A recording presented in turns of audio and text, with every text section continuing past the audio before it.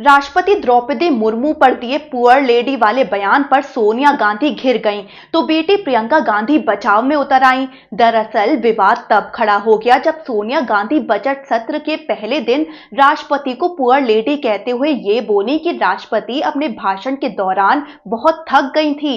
तो वहीं राहुल गांधी ने राष्ट्रपति मुर्मू के भाषण को बोरिंग कहा। इस बयान पर बीजेपी ने बवाल खड़ा कर दिया और राष्ट्रपति भवन की ओर से भी इसे दुर्भाग्यपूर्ण कहा गया।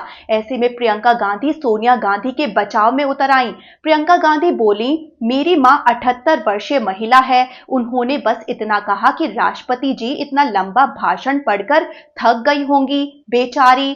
प्रियंका बोली, ये बिल्कुल साफ है कि उनका कोई अपमान करने का इरादा नहीं था। उनकी बातों को तोड़ मरोड़ कर पेश किया गया।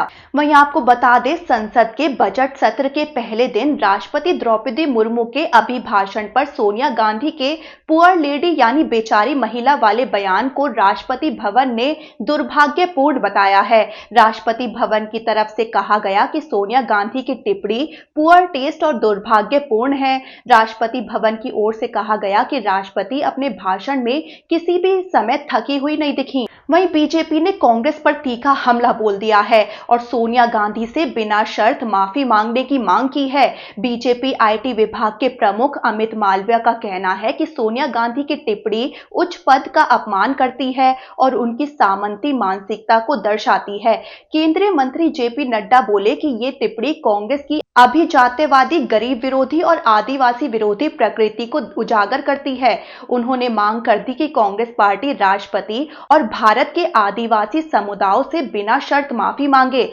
अब आपको बताते हैं सोनिया गांधी ने क्या कहा था। दरअसल सोनिया गांधी ने बजट सत्र के पहले दिन राष्ट्रपति मुर्मू के भाषण को लेकर ये कहा कि राष्ट्रपति मुर्मू अपने भाषण के आखिरी में बहुत थक गई थी, वो मुश्किल से बोल पा रही थी। सोनिया गांधी ने इस दौरान पुअर लेडी भी कहा, यानी बेचारी महिला।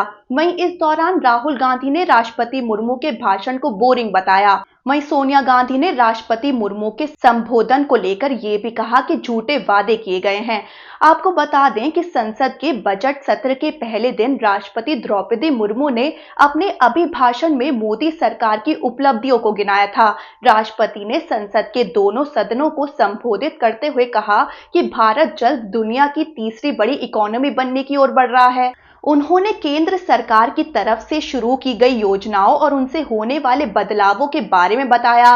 राष्ट्रपति द्रौपदी मुर्मू ने इस दौरान कहा कि हमारी सरकार लगातार मिशन मोड में काम कर रही है, जिसका फायदा भी देखने को मिल रहा है। विदेशों से जमकर निवेश आ रहा है और इसके चलते देश के युवाओं को रोजगार के अवसर मिल रहे हैं। उन्होंने अपने अभिभाषण में संविधान को अपनाए जाने के 75 साल पूरे होने का भी जिक्र किया।